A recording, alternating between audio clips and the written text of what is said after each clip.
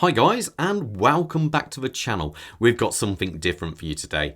Now, if you follow my channel, you know I like sometimes when brands do something a little bit unusual or just different from the norm, and this brand most certainly does that. This is the Swiss brand Ikepod. Now, to be fair, they haven't been around for that long. I think they started off life in 1994, but they've got their unique kind of design, and I've always liked that. This being on this watch is the case design. They tend to go for what they consider like a UFO kind of pebble design, and I think it looks absolutely fantastic. Even though it's a large size, being that the lug to lug size is actually small, it wears incredibly comfortably. It feels more like a small 45 mil a 40 or 42 mil watch on the wrist. But before I get too far into review, I've got to say a massive thank you to the team over at First Class Watches of Kenilworth. They've been absolute superstars to me. Really great place. Strongly recommend going there if you're interested in buying one of these watches. If not, just have a peruse. I've left a link in the description below to their website, as to at the bottom of the page now. Now, what we have here is just, let's face it, it's a bit weird and funky, and I love it. This is the Ikepod Seapod. Now, it's their version of a diver. Sizes of this are 46 millimeters by 18. I tell you what, let's say 18 mil. It's the slimmest 18 mil I've ever come across, and the lug to lug, well, it's kind of integral, so you're talking around about 45 to 46 mil, making it actually very small. But the strap size is really weird. It's like 25 mil up here going down to 21. It is also available in a bracelet option, as to a whole host of different colors, in strap included, even down to a bronze version.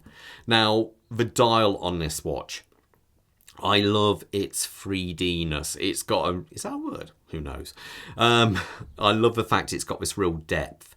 Like when you see from the side, the dome really does magnify this.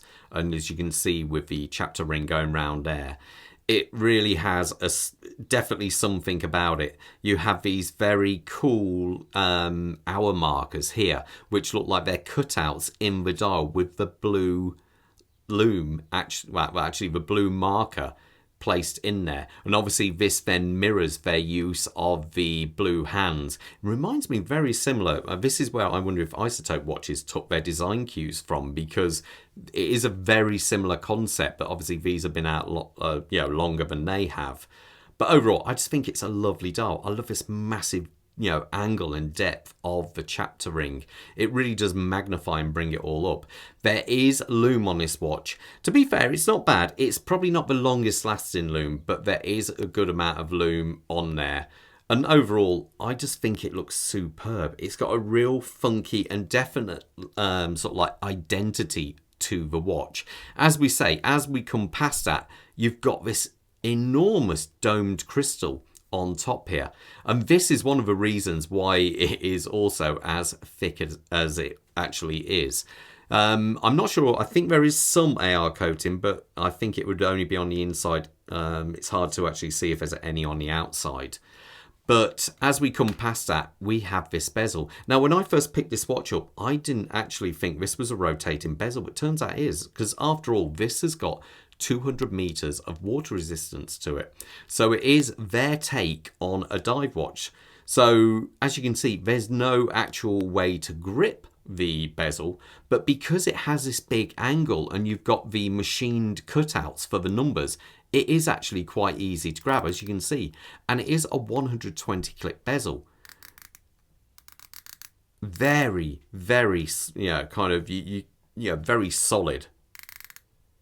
Is there back play? Tiny bit. Yeah, there's a tiny bit of back play, I should say. Does it line up?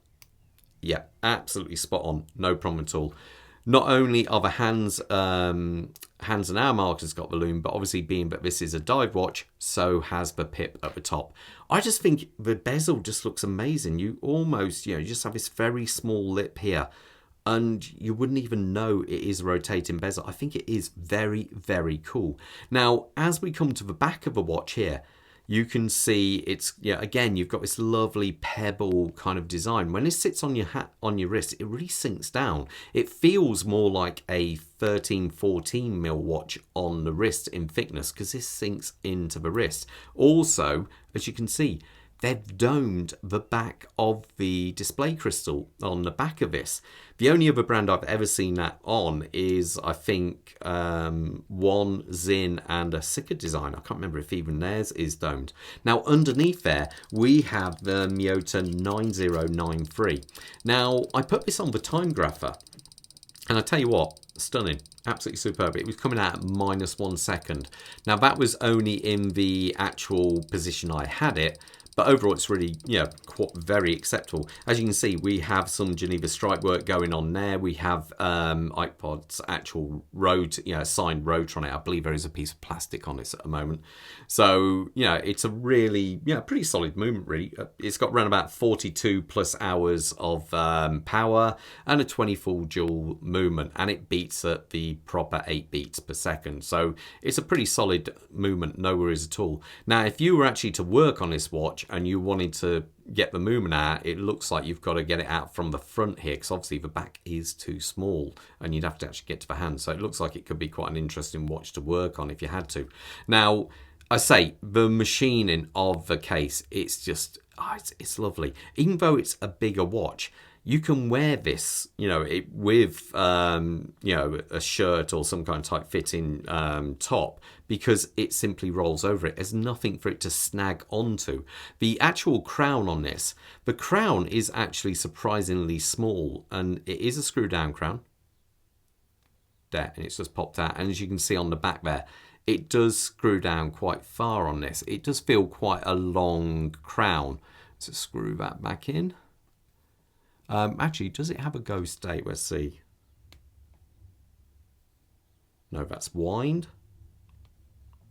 No time set, so no ghost date actually on this. And you can see it pulled all the way out there. Let's screw that back in. I say you can get this watch in bronze, which would be quite an interesting, or black straps and so forth. There is a bracelet option.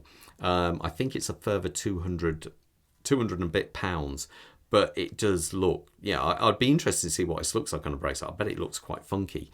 So overall, with its -1 second date, it is very, very impressive. Let me show you on my wrist. You've got an idea how it looks. I'm not wearing a watch today. I can't believe it. No, that's not good. But obviously Bob, in sympathy with the Ikepod, he went for the blued strap Larco. I love this watch. It's a great cracking watch. So anyway, let's put this on. We'll see how it looks. My wrist size is 7¼ inches. And here we go. There you go. Now, see what I mean? 7¼ inches. It doesn't actually look that, overpowering. It is very good, simply because of the lug-to-lug designs. Now, if I was wearing especially Nomos and Longines, their lugs are quite long and it would appear bigger. But I love how it sits, hunkers down on the wrist.